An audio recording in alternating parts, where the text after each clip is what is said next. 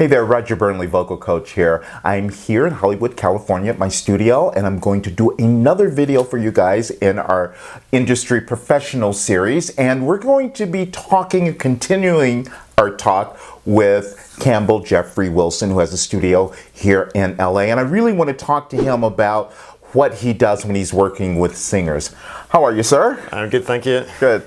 So now, looking at your site again, it sounded like more of what you're doing are working with singers and cover songs. Is that pretty much where you started with this, or how did that come about? Initially, it was generally cover songs. Okay. And I thought what I could do is I'll build up a backing track for them of that cover song, but I can add a twist to it. I can make it sound different. Okay. So then I would say, is there any kind of sounds that you like? Do you like hearing strings in the background? Do you want more of an electro pop song?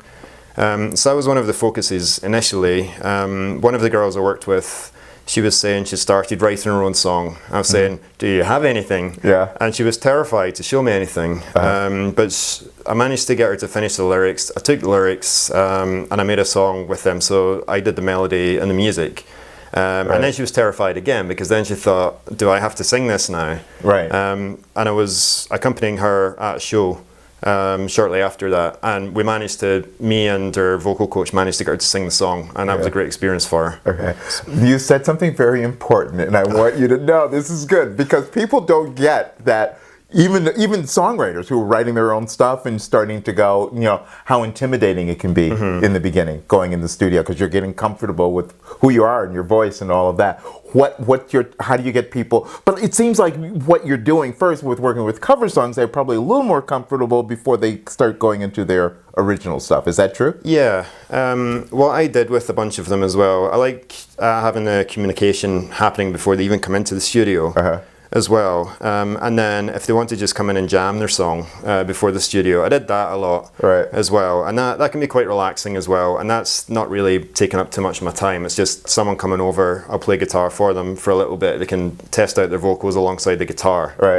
So that's one way of easing someone into it. I mean, some people can come into the studio and bang, they hit it right away, but I find you can ease someone in with a bit of guitar, or even if it's just in the day of recording, I'll take the guitar, take the piano or something, we'll just work through a verse of the song until they're a bit more comfortable. Then we can use a backing track and they'll go into the vocal booth. So let's say I'm a brand new singer, I'm completely agreeing to all of this, but I want to do something, and I'm coming to you and I'm going to do a cover song. How would you start that whole process to get them to figure out what they want, how they're going to go about it, and figure out who they are? Well, the first thing would be I'd get you to give me a list of songs. Maybe think of 3 or 4 songs that you've been singing or that you'd want to sing, because if someone comes in and says Bohemian Rhapsody, it's going to take a little while.